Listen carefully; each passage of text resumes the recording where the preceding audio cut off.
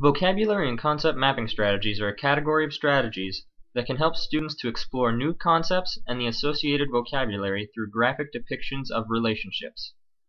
These relationships build off what students already know while integrating new information that they might not be as familiar with. There are three main mapping strategies that can all be used before, during, or after a reading or assignment. Their use will depend on the content and the individual student's preference. These strategies are typically used as an alternative to testing students on word definitions, which has been found not to be an effective strategy for helping students learn vocabulary. Students will develop related word knowledge instead of isolated word knowledge through the use of vocab and concept maps, which will make it easier for students to recall vocabulary and concepts as well as differentiating and defining them. The first type of mapping is called semantic mapping. In this strategy, a target concept is placed at the center of a diagram. For example, this semantic map is looking at food chains. Students should then be asked for words that relate to this central concept. These words are placed in separate sections of the diagram, radiating from the central concept. These radiating words should also be grouped into categories.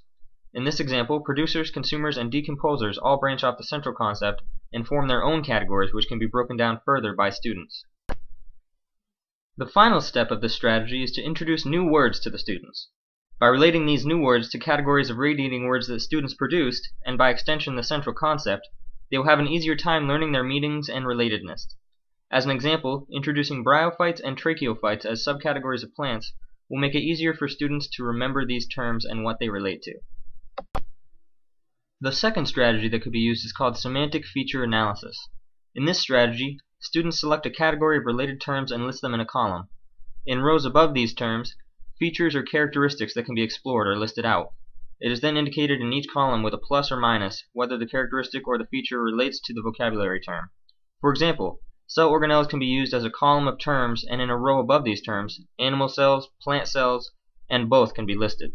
Students can then mark in which cells these organelles are found. New terms and features can be added during or after readings and can be explored through discussion to make sure all students have come up with the same answers. The final of the three strategies is concept of definition mapping. Like semantic mapping, the first step is to identify a target concept. The teacher then guides the students to identify relevant characteristics and related categories. The teacher will generate an example in order to illustrate the concept and will then allow the students to come up with more examples. Students will also be challenged to come up with comparison words in order to further the connections they have with this concept. It is also recommended that pictures be used in conjunction with the map, as you can see in this example using mitochondria.